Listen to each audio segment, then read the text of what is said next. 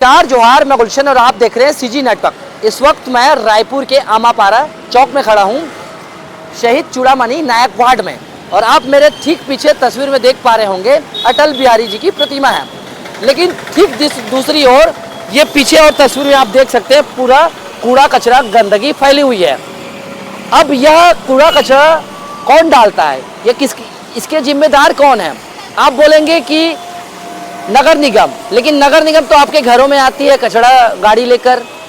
आप बोलेंगे पार्षद इसकी जिम्मेदारी है, पार्षद की जिम्मेदारी है कचरा का। आप बोलेंगे कि ये नगर निगम की जिम्मेदारी है, तो इसकी सफाई करेगा कौन?